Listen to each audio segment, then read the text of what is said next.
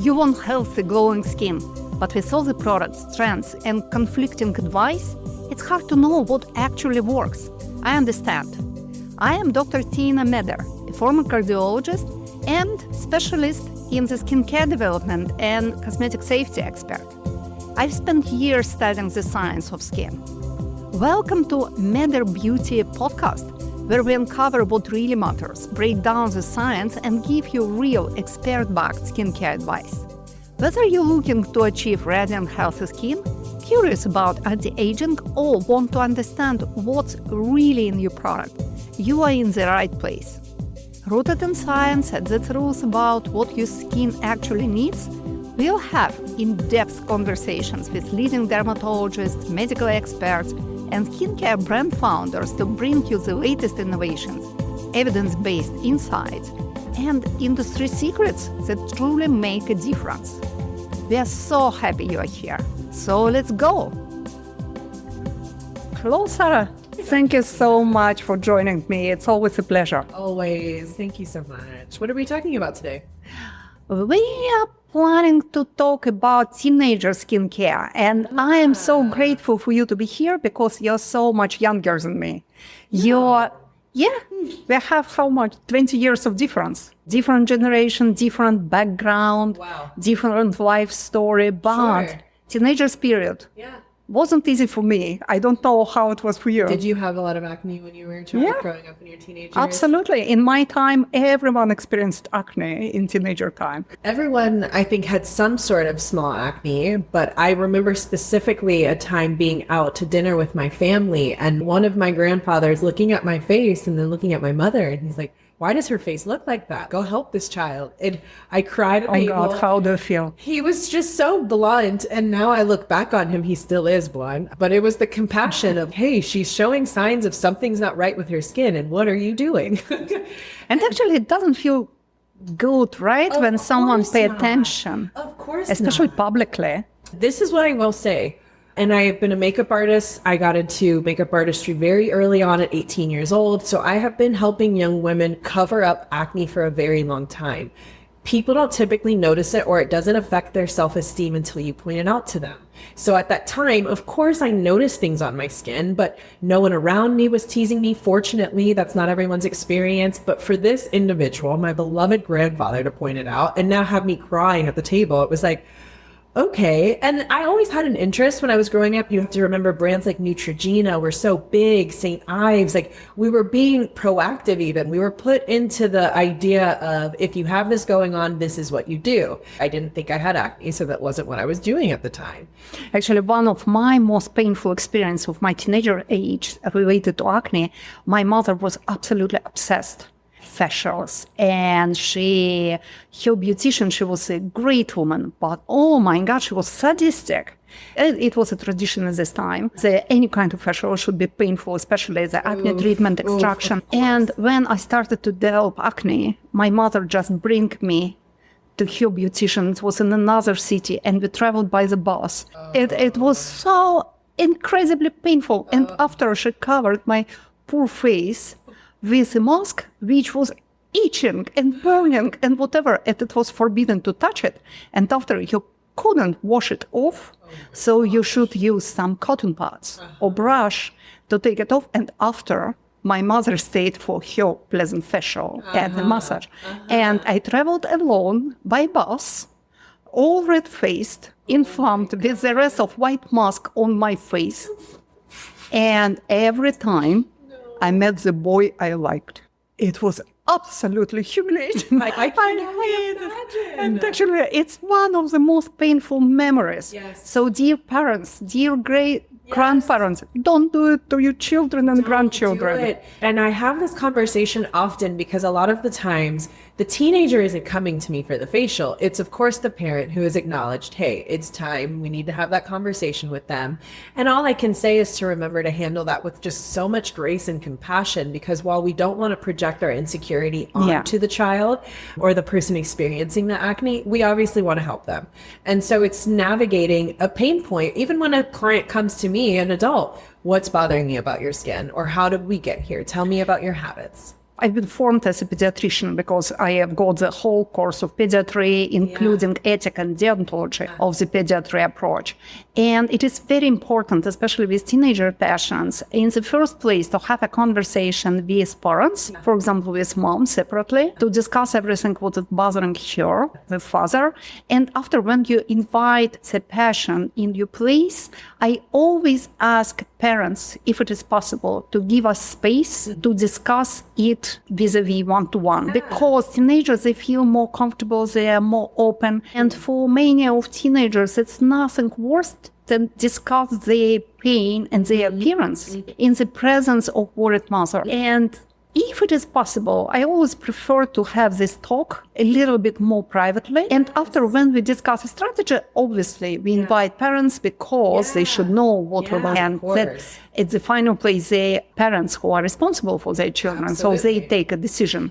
And I think it's absolutely important. It's really high importance also to understand that when teenager patients are coming to the beauty salon, even if you're a medical licensed esthetician, so you're under the medical oath technically, but for estheticians who don't have medical license, it is very important to communicate with parents, not only because parents will pay for the service, but they should be fully informed as well as their children. So we should have this informed consent about the therapy, even if it is only calm and moisturizing treatment. So just to be sure that everyone is in the right place, they can ask as much questions as they want. And also based on my education and my 30 years experience working with patients, I am absolutely against all kind of pain-causing treatment and aesthetic practice with teenagers. I am all against pain. Well, and I almost wonder if there's the question of, we know most teenagers are experiencing the acne because of hormonal changes, right? I definitely worked in a space that said, hey, we don't do any treatments on individuals who are younger than 13, for instance, because it just didn't make sense in that practice. Because me personally, I was too young. And my skin scarred, I still have the scars after these extractions. And it can happen with all teenagers because their scarring process, wound healing process is different. Then why pediatry is a different area of the medicine? That's why we don't treat children with adults together in the hospital, because children's and teenagers' body reacts differently until 18, 21 years. So I will say that probably I will not offer any kind of intense facial to teenagers before they 14, 15 years old. And even at this age, I will be very careful. And definitely, I will not offer any kind of painful extraction, physical extraction. If it is prescribed by doctor, some kind of laser therapy, sometimes it's unavoidable. But it should not be prescribed by the beautician. Well, and coming from where you started with this conversation, our time is very different. So for you, it sounds the options were potentially a painful treatment and not having the education around why that's not the right treatment and why that's actually more traumatizing to your skin at the time and at that age. And at my time, it was like Proactive, Neutrogena, like we had a few brands that we had heard about. And now as I'm treating clients, my goodness, it's a completely different phenomenon. They are starting on skincare much younger. They are starting with actives much younger. I didn't know what the heck retinol was. I probably could barely say salicylic acid when I was a teen. So the treatment options are different based on now what we're seeing, because I'm noticing clients start with too stimulating of ingredients at way too early of an age. So now that's a different conversation, because now I'm not just seeing hormonal changes in skin, but I'm seeing more dermatitis. I'm seeing more topical irritation in clients at a young age. So there's that too. That's a paradox, right? We just helped teenagers to improve their skin conditions related to acne, because fortunately they eat better, they are more conscious, their parents understand better this condition, and lifestyle is probably improved. And hello, we start to damage their skin in different ways because they watch TikTok. And actually, I'm absolutely frightened by this trend of young users of anti-aging skincare. It is that trend. It's very hard to differentiate as you help a young person in figuring out what is the cause of the acne. It's, of course, we know they're going through hormonal changes, but then if you talk to them about their routine, it's, girl, you have 3 different cleansers, a retinol serum at 15, and you don't wear sunscreen. You're not in that habit yet. So knowing the ways that we can help treat our clients' skin and treat specifically teenage acne is important, and knowing what not to do. I think we can obviously understand. Do and don't. Do and don't. Don't overstimulate. It goes both ways. Times definitely changed. And the things to start in the conversation with teenagers, in the first place, I like to say, the skin has 2 sides. Yes. Superficial side. Sure. We are using skincare, we are using all kind of treatment, but skin has an inner side. And if for external side, we can use topical skincare, for the inner side, everything in your life affects it. Okay. So everything circulating around your body, in your blood, will affect the health of your skin. So first thing to do, it is the diet. And it's absolutely proven to be the Western diet is pro-inflammatory. Yeah.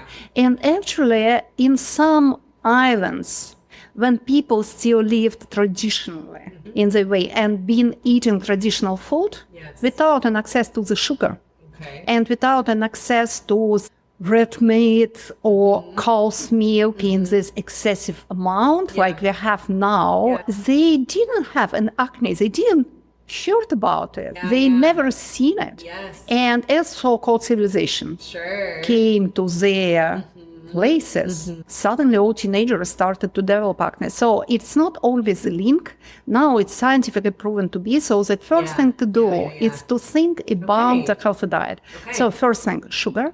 To minimize the sugar as much as we can. And actually, it's physiologically, as in teenagers, they want sweet. First of all, their taste buds, they are less sensitive for complicated flavor. So they don't feel umami. Just don't count on them to love oysters. Please, don't feel umami. God, as you said that, I'm thinking of a friend. We just had this conversation. She's, girl, when I take my kids out, it's at least $600. They're eating all the sushi, all the oysters. Stop it, girl. Their taste buds aren't refined yet. They probably love the taste. Actually, it's very interesting, once again, share my French experience. Because I've got my youngest daughter in France, and I was this young French, 41 years old mother, very experienced because I'm a doctor. And I've had my son, who is 16 years older. And I came to the pediatrician, my daughter was like probably 6 months old. And the pediatrician asked me, is your daughter, she loved seafood? I was like, no idea, she's 6 months old. Like, how could I know? How could I know it? And she was like, but it is the right time to introduce her to the seafood. I was like, 6 months old to introduce. And she was like, yes, because when she was 4 months old, you should introduce camembert to her, the first fromage, cheese, and green pea and green vegetables. And after you go for the seafood. And I was from the culture when you introduce your children to eggs when they are 1 year old. So if I like it. So potato and eggs and seafood. Oh my God. But actually, why French children don't speak the food? Because they know these complicated tastes from the flavors from the very young age. And actually what we should do, because it acts like it's help to develop the brain and help to develop the taste for this diverse food. So it is great. Microbiome, I would assume. But still, taste buds, they are fully developed only at 25, 27 years old. When you are young, you love sweet because it's literally you have sweet and acid in your mouth. And not only salt, it's what you recognize. So it is normal to love sweet, but it's very important, do not eat too much of sugar, because sugar creates this pro-inflammatory condition in the skin, especially for teenagers who are experiencing acne already, and also higher level of glucose. It's related to the hypersebum production, so you will never mattify the skin perfectly until the moment you will not minimize the sugar addiction. Let me say it. So you should be careful in choosing fruits, yes, candies, no. And there are a lot of things to make a right choice. Also, another thing, red meat. So it's always good to switch to the white meat, like chicken. Seafood, fish. Fish is extremely good for the acne-prone skin because it contains a lot of essential fatty acids, which are anti-inflammatory, olive oil, and vegetables. As much of raw vegetables as you can because they help to grow anti-inflammatory microbiome, and it is a link, gut and skin. So it's the first thing to do. Another thing which I always recommend to teenagers, it sounds a little bit funny, but think about your bed clothes. And it can be the problem. What I always recommend to get 7 pillowcases. And on Sunday, to put all 7 pillowcases on your pillow, one by one. And every morning, take one.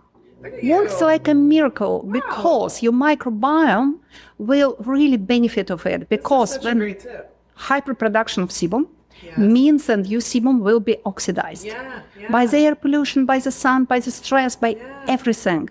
And also teenagers, they touch their face. Adult people touch their face, but teenagers, they all of a sudden license themselves through via YouTube University, and they are now estheticians to extract. We do this. Absolutely.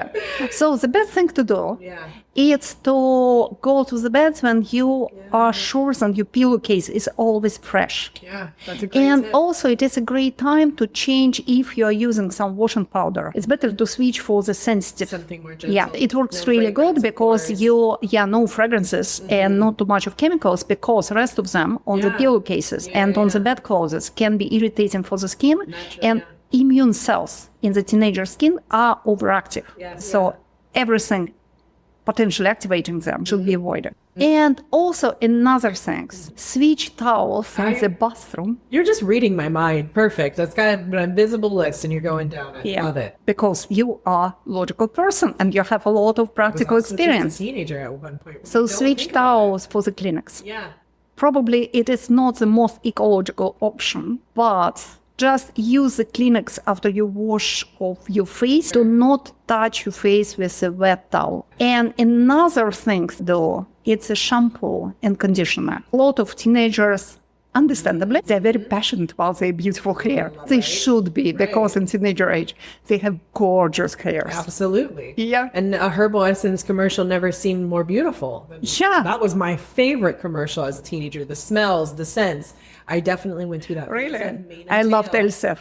This gorgeous hair of Cindy Crawford. Oh my God, I can see it. Yeah, because it's also the hair, especially in girls. It's a thing what you are sure about. Your skin can be traitor, but your hair will never traitor. But some substances in your shampoo and your hair mask and conditioner can be harmful for your skin. Absolutely. First thing to avoid, coconut oil. It's comedogenic. If you use coconut oil based hair conditioner, hair mask, it will touch your skin during the day, and it will provoke and triggers comedons formation. Oh, you just triggered a huge trend from my teenage years. That was it. Everyone was lathering themselves in coconut oil, putting it all over their hair. This is the solution. And it obviously was harmful for the people that weren't impacted by that. But then, of course, the majority of people, it was congesting their skin, clogging their pores around their hairline, by their temples. So when we're talking about looking at teenage skin and seeing some of these signs, this is where you go down your list of, okay, so what are you using for your shampoo and your conditioner? Are you changing your bed sheets? Okay, what else? Coconut oil, it's a great ingredient for mature hair and mature skin, but please do not use it for the teenagers. And that's also pay attention to the hand cream. Remember, you will touch your skin. And when you clear off this area, you go for the skincare. So before you are even thinking about some extractions or anything else, you should introduce the skincare routine. First, the gentle anti-inflammatory, microbiome-friendly cleanser twice a day. And the first thing to teach teenagers, it's how to wash and clean your face properly. And it starts, especially at the evening time, it starts from the hand washing. Oh, yes, absolutely. I think that's a very simple tip to remind someone to wash their hands prior to washing their face. But it's also interesting. a young person, they're prioritizing how often I'm going to do this and if I'll even dedicate the time to it. And we just often want to run to bed and go to sleep, right? And this is the best opportunity if you're going to do it once a day to do it. I suggest for teenagers' parents, first of all, do not force children, but to help them to create this ritual.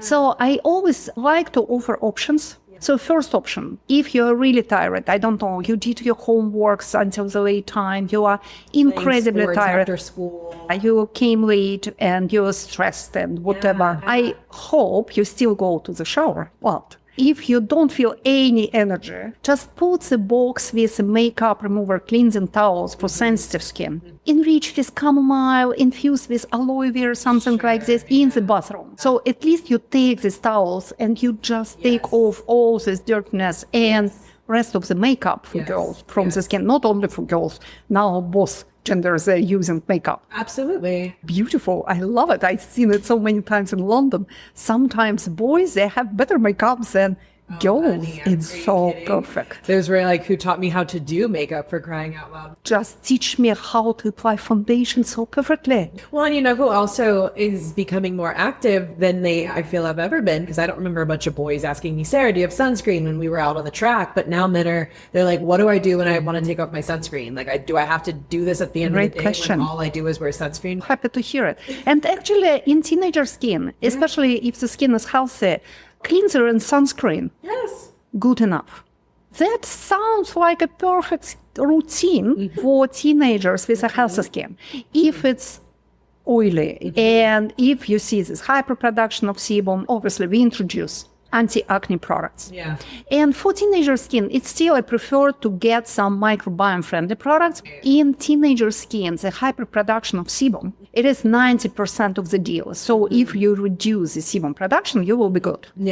But products can be different. So products based on 2% of salicylic acid, especially if this salicylic acid is microencapsulated, and it releases slower in the skin, so it's less irritating. It's really help to clear off the skin, to prevent this hyperkeratinization, pores clogging. Is 2% your preferred amount? I even have found that I find more success in even sometimes lower percentages. 2% is what recommended by guidelines in the mild and medium acne, and it works really good. It just doesn't work so quickly as for 5%, but that will never go higher than 5% for teenager skin, never. Also, it can be toxic. I have this question because we're talking about an ingredient that I feel like does such a great job at controlling so many factors in the skin. But do you feel niacinamide can even be too active for a young person? Niacinamide is great and it's never too active for the young person when it is used in the recommended concentration. In the last years, it looks like a very strange trend. All toxicologists think that concentration higher than 5% are potentially irritating. They are sensitizing, and they are not recommended because 4% of niacinamide proven to be highly efficient for an acne treatment, by the way. So from 1 till 4%, it works great. And also benefits of niacinamide, it activates ceramide synthesis, it activates collagen synthesis if needed. And actually in the young skin, it's not a bad thing to do when it is acne prone because it prevents the scarring. And also it brightens the skin. It prevents hyperpigmentation of the skin. But I don't see why you need go higher than 5. For me, it's absolute maximum. And I don't see the proper reaction for all this 10% product. I'm sorry. I don't believe you use bioavailable niacinamide, as I said. Surely. So it's a great ingredient. Niacinamide, salicylic acid can be used.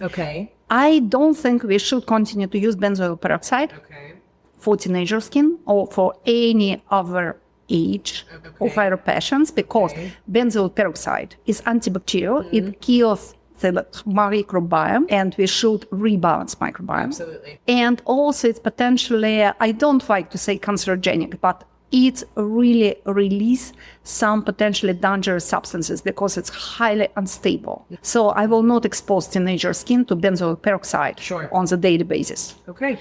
Also, another ingredient which I have questions, it is retinol. I was going to say, what about adapalene? I will not recommend retinol-based product for teenagers with mild or medium severity of acne. It is absolutely an option for severe form of acne, and dermatologists can recommend even systemic retinol-based treatment. But for mild form of acne or medium form of acne, I will stay away of retinol.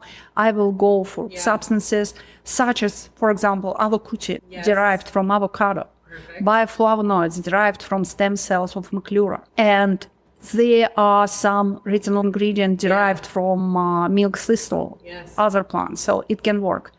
Also, I will say gluconolactone. It is a great ingredient for all types of acne-prone skin, including teenagers, because it's exfoliating. But at the same time, it is anti-inflammatory, and it's absolutely unique property for an exfoliating ingredient, because it acts like hydroxy acid, but it protects your skin and makes it less sensitive at the same time. And without photosensitizing. Without photosensitizing. The only hydroxy acid which I feel like it's absolutely safe for teenager skin, it is in lactic acid. Also in the concentration up to 8 to 10%. Sometimes even me in my practice, in the past, I've been using glycolic pills, kojic acid for young adult skin, not for teenager skin, but for young adult skin. But now I think that if we can avoid it, it would be better, because glycolic acid is more stimulating for fibroblasts, cells in the deep of the dermis, and teenager skin don't need it so much. But I will go for plant-derived extract. They have a lot of success. With a green tea, chamomile, marigold, red grape extract. Just stay away from photosensitizing ingredients such as essential oils, and be very careful with oils, because as all of us know, obviously producing enough oil on their own. so it should be oil-free, especially during the period of the acne treatment. After, you can switch to some oil-based formulations, but for teenagers, the best oil, it is a grapeseed oil, the best one, because it's very lightweight, it's anti-inflammatory. And the second place, that will be sunflowers. It's nourishing. It's more nourishing and water holding. And teenager skin is most of the time, if it is not severely damaged, is able to hold the water itself. Microbiome in teenager skin, once you stop damage it, it will be better balanced in 24 hours. So teenager skin is able to restore itself. So it doesn't need really film-making ingredients. It doesn't need silicones. It doesn't need all this heavyweight oil. Why sunflower oil is so good for teenager skin? Also lightweighted and full of anti-inflammatory substances. Actually, sunflower oil contains a substance very similar to ibuprofen. Interesting. Painkilling and anti-inflammatory. Wow, very cool. So that's why we recommended grapeseed oil, which is anti-inflammatory too, and sunflower oil for young inflammation-prone skin. I love that. That's incredible to know. Olive oil, same thing. Olive oil is even more concentrated in these anti-inflammatory substances. Why it's so good to get massage with olive oil for athletes. Because it's helped to restore muscles better. Absolutely, that makes complete sense. But until you are cleared acne, please stay oil-free. And it's real goal for sunscreens as well. Absolutely. So best sunscreens for teenagers: oil-free, comfortable, lightweighted, and tinted. Because it makes them feel more beautiful. Absolutely. I can agree with that. Just sometimes it's difficult to find the right shade, but now it's become better and better. Thankfully, we have so many brands that are understanding we want to wear lightweight and be more natural as possible. Keeping as little of layers of product on your skin as possible. The more active you are, the more sports you're playing. I did learn this lesson in recommending a really beautiful spa-like product to one of my clients. She loved the smell, but ultimately was going to summer camp and needed a water-resistant option. Remembering that as a practitioner is phenomenal. This is great, and I wonder if you would be willing to talk about, I don't think that we have to go to whether or not you should or shouldn't offer these extremes, but when you have things like Accutane or even spironolactone, things that when I talk to my clients, it's, I got on Accutane in my years as a teenager and it never came back, thank goodness. Those are really great success stories, but they're not everyone's story. People have a really different experience with Accutane. For example, I remember that's a great memoir of Matthew McConaughey. Okay, At all, yes. Green Light. Yes. And actually, in this memoir, he is speaking about his own experience with Accutane. Yeah. Because he got this award, the handsomest boy of Texas. And we all know why. Matthew, you are handsome. Right? And he developed acne with a great help of his mother, who been just selling some kind of organic cream and pomade. Oh, perfect. So he forced him to use it. Yeah. And his skin condition worsened. He came to like real life teenager. And finally, he went under Accutane treatment, but it was very painful for him. And he's speaking very openly and honestly about it. I think that's such a great piece which each of dermatologists working with children should read, understand better the responsibility. Also, as we have retinal receptors in all organs of our body, including the brain, especially in teenagers, it can provoke depression.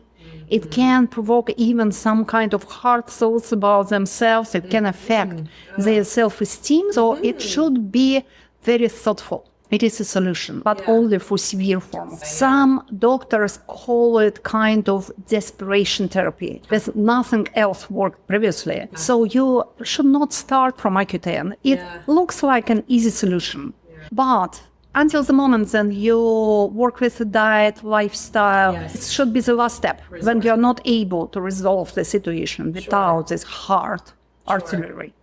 Same spironolactone. Spironolactone is different mechanism because it's literally diuretic and it works well via different types of receptors. But once again, it is a medication which affects not the skin only. It should be prescribed only when you really need it and you tried everything else before, because I think the greatest mistake of dermatologists, and I'm sorry to say it to my colleagues, they start from medication. Acne, it is a condition which is very much related to the lifestyle, diet, stress level, hygiene, and the skincare. They are first aid. And in all international guidelines, you should start from it. In all guidelines, it's 8 weeks of topical skincare before you go for the next level. And I'm just so tired to see then teenagers in the very first consultation, they get all this hard medication before they even try gentle natural options. So I think that when you start with lifestyle, diet, changes in your skincare, minimalistic skincare routine, gentle microbiome friendly, gentle but efficient acne solution, one product that will be enough, oil-free sunscreen and oil-free foundation. Makeup lesson would be great. And stop touching. I think that stop touching. You don't have the discipline or the awareness yet that you are accidentally touching or you're in the mirror doing it. But when it comes down to it, and wash sponges and brushes. Wash sponges, brushes, wipe off your cell phones, stop touching your face. Very important. There are so many habits that end up really helping the skin. I had a lot of clients walk out of my room because I just coached them on habits and their skin improved and they didn't buy a darn thing. It takes time. It is a work, but it is a part of responsibility, and that's how you recognize good practitioners. That's another level. If you come to practitioners who is just speaking with you for 5 minutes and prescribe you some efficient treatment, but without thinking about your individuality, I will not come for the second time. And do not complicate skincare for teenagers. This tendency to use anti-aging skincare, it's dangerous. And unfortunately, skin keeps scores.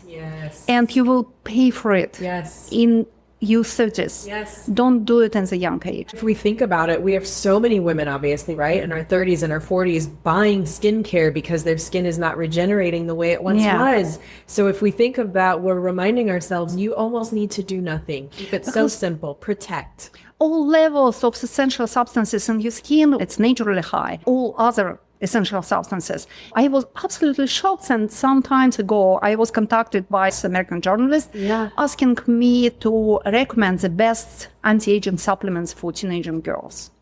I was absolutely shocked. I refused to do it, and I told them I think it should not be written, it should not be published. Teenagers don't need supplements, No. except if they're deficient in something like in ferrum. And the supplement is prescribed by the doctor, by the GP. Teenagers don't need anti-aging supplements, for God's sake. Do we understand how the body is working? Do we not understand that we are working so hard to get back to our youth? So why would we create anything to promote what we're naturally going for? The whole idea of anti-aging supplements already under the question at all ages. But anti-aging supplements in 14 years, you want to transform them to 6 years old again? Or what? Yes. It just, for me, it sounds absolutely stupid and on the board to be criminal. Definitely lost sight. Definitely Unethical. In this industry, we can look for opportunities and ways to figure out who is our next client or how can we market to the next client. And with this client specifically, their self-esteem, their mind, the impression we make on them is so important. And this can shape the beginning of their confidence in who they become into early adulthood. With grace, with an understanding that we don't need to do too much, keep it simple, and promote protection. Yeah. So take away message. Be gentle. Yes. Introduce new habits in the lifestyle. Skincare routine should be minimalistic. Cleanser, anti-acne product if needed, sunscreen, probably anti-inflammatory mattifying mask to use once a week. It can be clay, it can be sheet, infused with anti-inflammatory ingredients. And enjoy. Enjoy your young age and understand that you're in such a temporary season. We all your future is bright. And your skin is gorgeous today. I'm gonna say my skin is gorgeous today. Your skin is gorgeous every day. There was a day when I was crying at the table with acne, and here we are. Absolutely. Remember, your future is bright. Yeah. And skincare will be the pleasant part of your future. But now you don't need that whole amount of skincare. No. Thank you, Dr. Tiina. Thank you, Sarah. Such a pleasure. Great talk. Always, always. Thank you for joining us today on the Mother Beauty podcast.